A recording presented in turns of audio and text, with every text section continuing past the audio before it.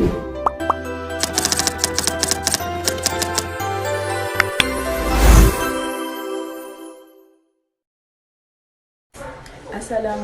I am Hidayah Abdulatif Hasim, and I'm going to discuss the development of Bangsamoro Autonomous Region in Muslim Mindanao. The Bangsamoro Autonomous Region in Muslim Mindanao, or BARM, stands as one of the most transformative developments in the Philippines' pursuit of long-term peace and inclusive regional growth. Established in 2019 through the Bangsamoro Organic Law, BARM replaced the former autonomous region in Muslim Mindanao after years of consultations, negotiations, and peace agreements between the government and the Moro Islamic Liberation Front. The creation of BARM provided the Bangsamoro people with enhanced political and fiscal autonomy, allowing them to design and implement policies reflected of their cultural identity, historical struggles, and aspirations for self-determination. Since its establishment, BARM has worked to rebuild structures of governance, promote stability, and institutionalize reforms that address the challenges inherited from the past. As of 2024, the region has a population of 5,691,583, representing about 5% of the total Philippine population. This demographic growth underscores the importance of sustained investment in social services, economic opportunities, and infrastructure.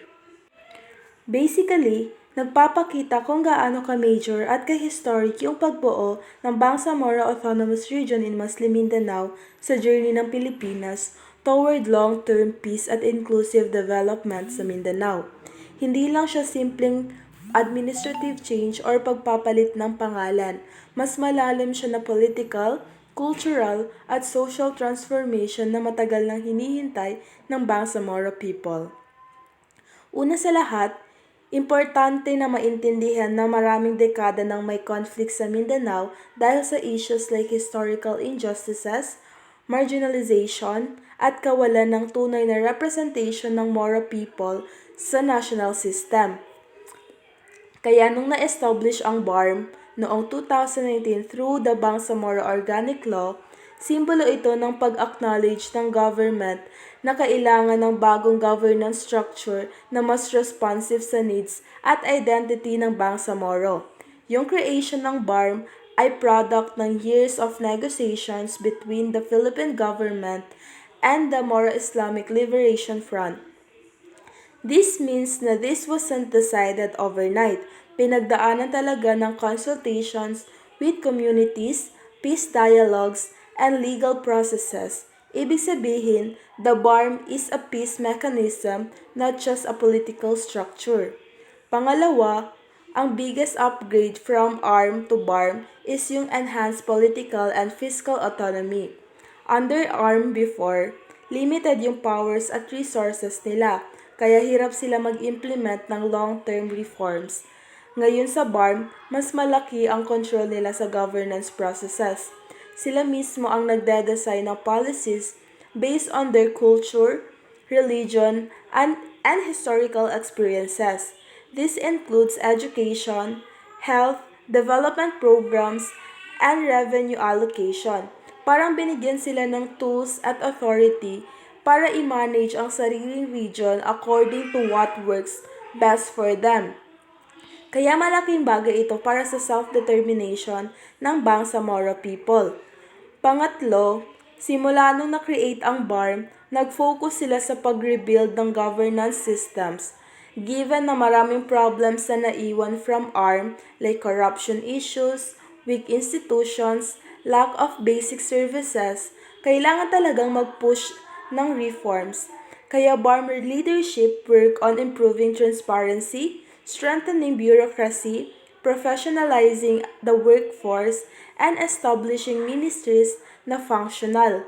The goal is to build a government that is stable, reliable, at kayang mag-provide ng services to the people. Kasama dito ang pag-promote ng stability and peace kasi hindi naman pwedeng may bagong government pero hindi naman nararamdaman ng tao yung pagbabago. Stability means fewer armed conflicts, better peace and order, at more opportunities for development. So it also mentions that as of 2024, may population na 5,691,583 ang BARM, which is around 5% of the whole Philippine population. This part shows na ang laki ng responsibility ng BARM. With this many people depending on the regional government, kailangan ng consistent investment sa education, health, livelihood programs, infrastructure, at economic development. So, hindi lang siya political transformation ang kailangan. They need long-term planning and sustainable programs para ma-secure ang future ng region. So, in summary, no, BARM is not just a new region. It's a major peace and development project aimed at empowering the Bangsamoro, correcting historical injustices, and building a stable, inclusive, and prosperous future for Mindanao and for Bangsamoro people. Assalamualaikum. And good afternoon or good morning kung anong oras nyo may tumawag. Ang aking topic is all about the moral governance of BARM. Mahalaga na paglipat ng Bangsamoro Autonomous Region in Muslim Mindanao or BARM mula sa idwahan tungo sa kapayapaan. Dito, ang kapayapaan at katatagan ang nagpapatupad ng reforma o pamamahala ng ating reforma ng pamamahalaan. Gabay ng prinsipyo moral governance, binigyan din ng maalang regional o pagiging tapat, bukas, responsible, at maagap na serbisyo ng pampubliko. Layunin ng balagkas ng moral governance na ay maiwasto ng hindi mahusay na sistema, suliranin, korupsyon at mga kahinang ekstruktural at naging katangian ng panahon ng Autonomous Region in Muslim Mindanao or tinatawag nating dating ARM. Sa pamamagitan ng malalimang reforma, inaangad ng BARM na maitaguyod ang isang mahalagang pagkakatiwalaan ng mga tao magkakatiwala ng mga tao ang tunay na naglilingkod sa bayan ng mga mamayan. Ang akbang ito'y mahalaga upang matiyak natin ang tagumpay ng transisyon ng matagalang kapayapaan sa ating kaunlaran at mga mabuting pamamahala. Sa next naman is isa sa pinakamahalagang reforma ng BARM ay ang muling pagsasaayos ng mga institusyon ng pamamahalaan. Ang dating mga departamento ng BARM ay pinalitan na ginawang regional ministry tulad ng Minister of Basic Higher and Technical Education. Dito naman yung mga estudyante o mga student na kailangan nilang education. Doon sila pwedeng lalapit sa Minister of Basic Higher Technical Education. Next naman is the Minister of Health. Dito naman kung may mga kapamilya tayo or mga kamag-anak or nasa kung anumang lugar na pwede tayong lumapit dito para magkaroon ng assistance para sa medical. Sa Minister of Agriculture and Fisheries and Agrarian Reform, dito MAPAR, dito naman yung natutulungan nila dito, yung nagbe-benefit sa kanila is yung mga kabayan natin na mga magsasaka, mangingisda at sa agrikultura pa. Sa Minister of Interior and Local Government of MLG, ang sistema ito ay bahagi ng parliament style ng pamahala ng kultura ng pampolitiko, kultura at sumasalamin na tanging kultura ang pampolitikang pagkakainlan ng Bangsamoro. Dahil dito, nagbabago ito nagkakaroon ng malinaw na tungkulin, mas espesyadong ahensya. Kaya mabilis na epesyente ng pagtugon ng pangangailangan sa bawat sektor tulad ng education, kalusugan, agrikultura at lokal na pamahalaan. Sa kabuuan, ang reformang ito ay tumutulong upang maging mas epektibo ang pamalahan ng BARM at mas akma sa pangangailangan ng mga mamamayan. At dito lang po ang nagtatapos ang aking topic. Wassalam. So, good evening ma'am. My name is Fahad M. Quezon. So, my part is all about poverty reduction, ARM versus BARM. Sinasabi dito na ang poverty o kahirapan ang isang pinakamalaking problem sa Bangsamoro region sa paglipas ng panahon. Dumaan ang region sa dalawang uri ng pamamahala at yun ng ARM at BARM. Sinasabi dito na nagkaroon ng pagbabago sa pamamahala at may mga programs na ipinapatupad para matugunan ang kahirapan sa region. So sa topic ko na ito, I will be discuss kung ano ang mga sitwasyon noong panahon ng ARM at kung paano nagbago ang mga programa ng mga services nang maitayo ang BRMM o yung BARM, lalo na sa kabataan at current generation ngayon. So, nung ARM era, before 2019, nung panahon ng ARM, sobrang taas ng poverty sa lungsod na umabot ng 52% noong 2018. Unang-una, sabi dito is weak governance, kung saan kulang ang funds ng government para sa region.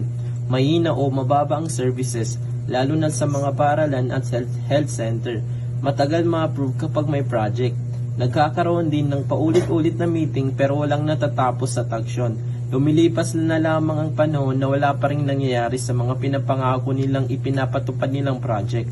Pangalawa, sinasabi dito na limited fiscal autonomy. It means limitado ang pondo at desisyon sa pera. Hindi nila hawak ng buo ang pondo, karamihan ng pera ay galing sa national government. Kaya kailangan munang humingi ng permisyo bago gamitin. Pangatlo is poor service delivery. Ibig sabihin, may mga serbisyo ang gobyerno pero hindi ito maayos na naibibigay sa mga tao. Minsan mabagal, kulang o hindi umaabot sa lahat. Example, may health center sa barangay pero kulang ang nurse o doktor. Walang sapat na gamot. Then, severe infrastructure gaps, roads, school health facilities, may mga kalsada na mahirap daanan kasi sira-sira. Hindi madadaanan ng sasakyan na malalaki kasi magko-collapse. Meron pang walang ilaw sa gabi. Sa paaralan, may mga paaralan na kulang ng classrooms, kulang ng chairs, facilities, sira-sirang classroom, sirang mga bubong, walang sapat na libro, siksikan ang mga estudyante. Then may health center pero malayo sa barangay. Kulang ang kagamitan. Tapos conflict cause displacement. Madalas paglikas ng mga tao kasi may kaguluhan. Yung mga estudyante ay hindi makapag-aral dahil takot silang madamay sa kung anong gulong nangyayari. Then, many households depended on subsistence. Maraming pamilya ang umaasa lang sa malilit na pang-araw-araw na kita para nang mabuhay. Then, transition to BARM simula 2019, unang-una, greater fiscal autonomy. Sinasabi dito na mas malaking pondo at control kung saan may mga sariling pondo at automatic block grants. Kaya mas mabilis daw at mas target ang mga project na ipinapatupad. Pangalawa, targeted programs, mas planadong programa sa education, scholarship, school support, sa kalusugan is may health center at libreng check-up. May kabuhayan livelihood training at support kapag may negosyo. Peace building, may programa huwakbang na ginagawa para panatiliin yung kapayapaan sa region, sa komunidad at iwasan ang gulo o labanan. Pero hanggang ngayon, hindi pa rin ito nawawakas. Ang dami pa ring patayan sa iba't ibang lugar dito sa BARM. So dito naman tayo sa improvements under BARM. Una dito, sinasabi na bumaba ang poverty rate mula 52% noong ARM era, naging 34.8% noong 2023. Isa sa pinakamalaking pagbaba sa bansa. Sinasabi na mas maraming pamilya daw ang maging mas maayos ang pamumuhay at may maayos na tinitirhan. Kumpleto sa pagkain at wala silang problema sa pagkainan at nakakapag-aral na ang mga bata. Pangalawa, sinasabi dito na mas maayos na pamamahala o governance reforms. Sinasabi dito na mas maayos at nakokontrol ang fund para sa mga services. Mas mabilis ma-approve ang project para sa mga health center o paaralan sa barangay. Yung funds is napupunta sa tamang project tulad ng education at kabuhayan. Then pangatlo, infrastructure investment na kung saan mas maraming kalsada, tulay at health facilities ang napaganda, na kung saan mas mabilis makakarating ang mga students sa school at mas maayos ang transportation. Pang-apat naman is social protection programs. Dito, tinutulungan ang mga ex-combatants or yung displaced families, yung mga balo at indigenous people. Halimbawa, kapag may cash aid training ang pamilyang nawalan ng bahay o programa para matuto ng skills ang mga kabataan. Panglima dito is livelihood support. Dito nagkaroon ng skills training at agriculture support para mas tumaas yung kita ng mga tao. Pang-anim naman is peace and security. Dito mas ligtas ang mga lugar at bumaba ang violence sa lungsod. Halimbawa, yung dating pwedeng maglabas o maglaro ang mga kabataan sa labas dahil sa delikado. Ngayon, pwede na silang maglaro at pumunta ng school nang walang inisip ng kaguluhan.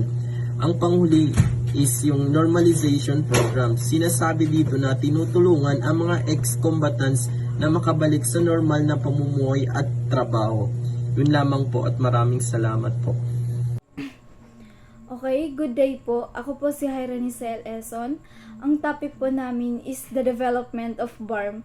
So sa report na ito is isi-share ko kung paano na paulad ang BARM, especially sa infrastructure at social services from 2020 to 2023.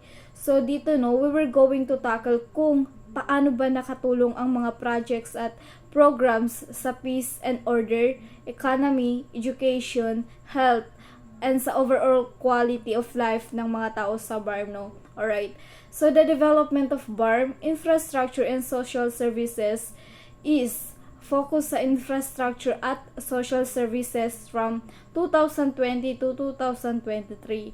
From 2020 to 2023, mas nag-focus ang BARM sa infrastructure at social services tulad ng roads, government buildings, at basic needs ng mga tao. So, right, ginawa ito para mas maging madali yung daily life and mas maayos ang access sa services at mas maramdaman ng mga tao ang development sa kanilang mga lugar, no? Alright, so second is barangay halls at municipal halls.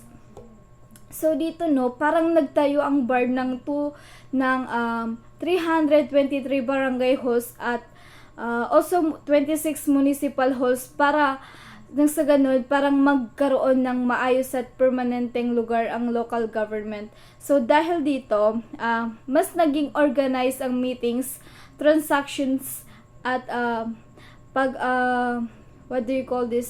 yung pag-asikaso ba ng concerns ng mga residents sa bawat barangays and municipals, no?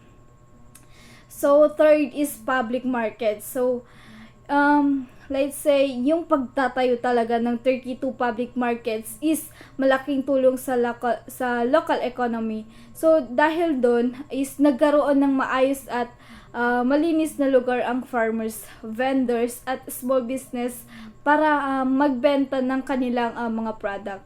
Kaya parang with that, mas naging stable ang kita at mas naging active yung mga local trade.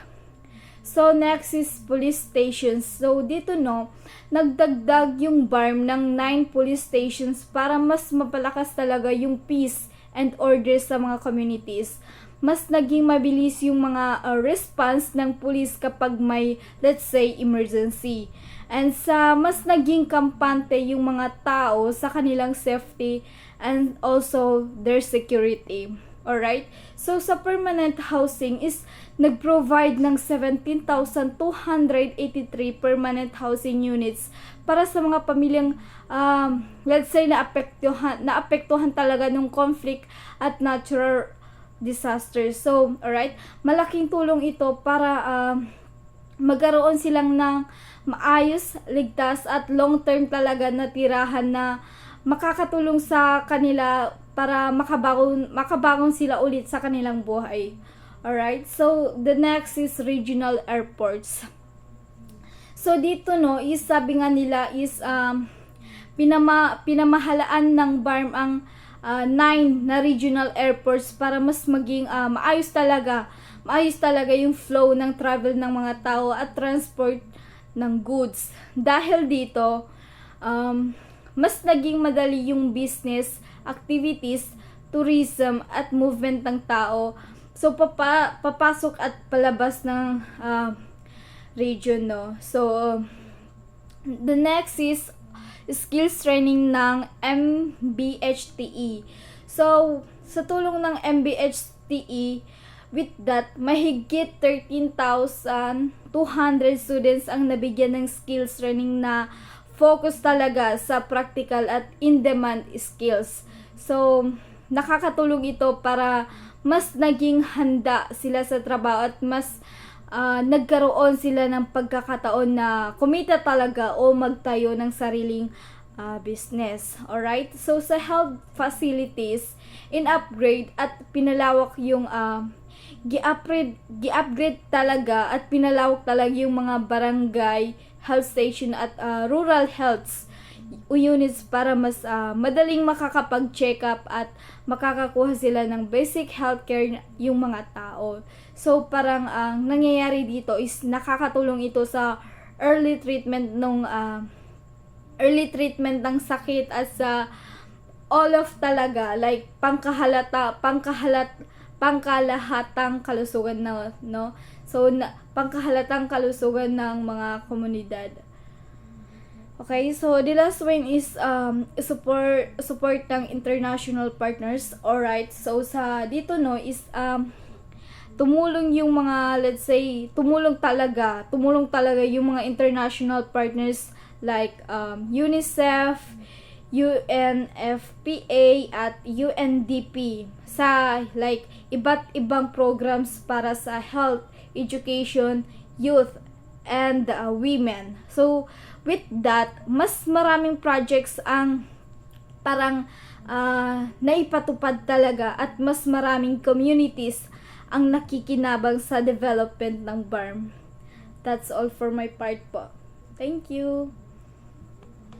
Good day everyone, I am Naima M. Dimasangkay, and in this video we are going to talk about the peace, security, and overall development. So ang topic na peace, security, and overall development, it is very important sa pag-unlad ng BARM dahil magkakabit ang tatlong ito. So hindi pwedeng pag-usapan ng development kung walang peace at hindi rin magiging stable ang peace kung walang security at maayos na pamumuhay ng mga tao. Kaya sa BARM sabay-sabay itong pinapahalagahan. So, since its creation noong 2019, malinaw na ang pangunahing focus ng BARM ay ang pagbuo ng isang rehiyon na may kapayapaan, ligtas para sa mga tao at may maayos na kaunlaran. So, una sa lahat, ang peace and security ang center transformation ng BARM. So, matagal na panahon ng ginugol ng rehiyon sa armed conflict, kaya bago talaga makamit ang development, kailangan munang ayusin ang peace situation. So, hindi pwedeng umunlad ng isang lugar kung palaging may takot, displacement at karahasan. So, isa sa pinakamahalagang hakbang para sa peace ay ang normalization program. So, sa ilalim nito, 26,132 former MLF combatants ang successful na decommission. Ibig sabihin, isinuko nila ang armas at pinili ang mapayapang pamumuhay. So, hindi lang ito basta pagtigil sa pagkikipaglaban. Kasama rin dito ang pagbibigay ng livelihood packages, skills training at social protection. So, ang purpose nito is bigyan sila ng bagong direction sa buhay para maging productive citizens at hindi na bumalik sa dating conflict. So, ang reintegration ng mga dating fighters ay ang mahalagang parte ng overall development. So, marami sa kanila ngayon ay nag-transition sa farming, fisheries, at small businesses. Ang iba naman ay nabigyan ng pagkakataon na makapasok sa PNP through a special quota na isang malaking simbolo ng tiwala at reconciliation. So, ipinapakita dito na ang peace ay hindi lang absence of war, kundi ang pagbibigyan ng second chance at pantay na opportunity sa lahat. So, dahil sa improved peace conditions, tumaas ang business confidence sa BARM. Mas maraming local trade ang nagbukas, nabawasan ang displacement ng mga pamilya, at unti-unting nabuhay ang economic activities sa mga dating conflict affected provinces. So kapag may peace at security, mas nagiging bukas ang community sa development projects, investors at services ng gobyerno. So dito makikita na connected ang peace at security sa overall development ng isang rehiyon. So, para masigurong tuloy-tuloy ang peace, mayroong joint peacekeeping teams na binubuo ng AFP, PNP at MLF. So, sila ang nagmo-monitor ng ceasefire compliance at tumutulong sa pag-manage ng local tension. So, dahil dito, mas nararamdaman ng isang community na ligtas sila. Sa BARM, very important na magkasabay ang peace, security, and development. So, hindi pwedeng umunlad ang isang lugar kung palaging may takot at kaguluhan. Kaya ang ginawa ng BARM ay ang peace-sensitive development. Ibig sabihin, lahat ng projects, whether infrastructure, education, or livelihood, is ginawa para makatulong din sa pagpapanatili ng kapayapaan.